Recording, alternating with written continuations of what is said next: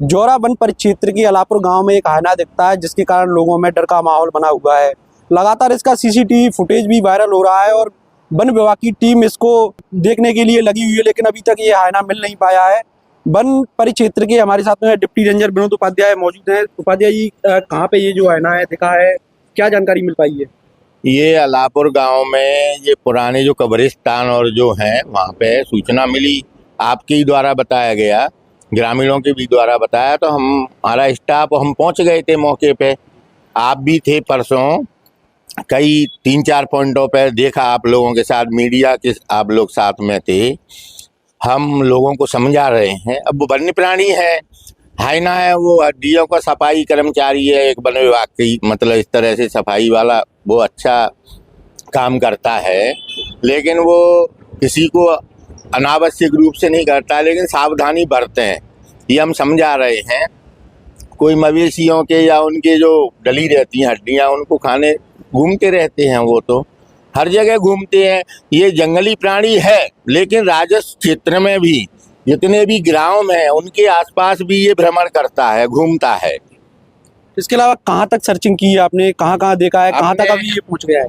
अलापुर में फिर कुछ पॉइंट पुराने जौरा से भी मिला था हमको एक जगह का, हम वहाँ भी गए स्टाफ को लेके, तो घूमता हुआ आ गया होगा, तो उस रास्ते से वो पुराने जौरा से निकल के फिर चला गया है जंगल क्षेत्र। क्या आपके द्वारा लगातार सर्चिंग की जा रही है? हाँ, आपको गांव में भी आप सतत पूछ लो, हम सुबह और रात को भी गश्ती कर रहे हैं। हमारा स्टाफ, हमने 2-3 स्टाफ लगा रखा है, जहाँ जो सीसी कैमरा लगे हैं, उन जो पॉइंट जो थे निकलने के, उन पे उनके पगमारों पे धूल डाल करके उसके पंजों को ट्रेस करने का वो कर रहे हैं प्रयास हम। ये जो हायना है इसे लकड़बग्गा भी कहा जाता है, लेकिन ये किस प्रकार से जो लोगों पे हमला कर सकता है, किस प्रकार से ये अटैक करता है लोगों पे? ये देखो, वन्य प्राणी है और मांसाहारी है, तो ये तो अपन दावा नहीं कर सकते कि ये किस प्रकार से कब क्या पोजीशन में करता है।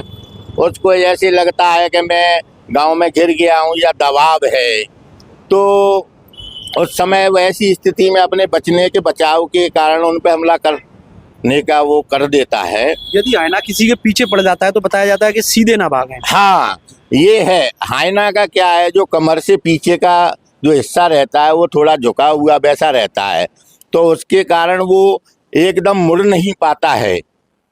तो उसके सामने से आप हट जाएंगे थोड़ा बगल को, तो वो जल्दी मुड़ के आप पे अटैक नहीं कर पाएगा, आप जल्दी ही अपनी सुरक्षा कर सकते हैं। अभी लोगों से क्या कहना चाहें, किस प्रकार से अपनी लोगों को यही हम समझा रहे हैं कि आप उसका सामना नहीं करें, और जहाँ तक वो अपनी मवेशी और बच्चों को सावधानी से रखें, तब तक हम उनके स्थल घरों को देख रहे हैं। उस आधार पे जब तक हम उसका वो नहीं कर लेते हैं पूरी तरह से कि ये कहाँ रहता है, इसका कहाँ रहवास बना लिया है, तब तक के लिए हम लोगों को समझा रहे हैं। और रात को भी हम स्टाफ 2-3 हम साथ में रह करके और सतत गश्ती भ्रमण कर रहे हैं। कब तक ये जो है पकड़ा जाए? अब ये निश्चित नहीं कह सकते। क्या है, वो जमीन की खवाल जो है आप देख तो रहे हो, 2-3 दिन से आप भी घूम रहे हो, वो जो कब्रिस्तान है उनमें जो खवाल डली हैं उनमें भी हम रोज देख रहे हैं, उनमें घुस जाता है जमीन के अंदर। तो क्या प्रॉपर एक जगह नहीं मिल पा रहा है? एक जगह नहीं मिल पा रहा है, शायद वो घूमता हुआ विचरण कर गया होगा, उसको तो हड्डी खाने को चाहिए, वहाँ जाता है घूमता है, जैसे मवेशियाँ मर जाती है उनके लिए अपने उसमें भोजन के उसमें रहता है, वो निश्चित नहीं है कि वो एक ही जगह रहे। हाँ जी, बिल्कुल। ये जो हायना है लगातार विचरण कर रहा है, इसके सीसीटीवी फुटेज भी अलापुर में दिखे थे, और इस हायना को जो है लकड़बग्गा और देहाती भाषा में जरक भी कहा जाता है, और वन विभाग की टीम जो है लगातार इसको ढूंढने में लगी हुई है। तब तक के लिए बने रहिए हमारे साथ। आकाश गौड़, MP Live 18 हिंदी, मुरैना।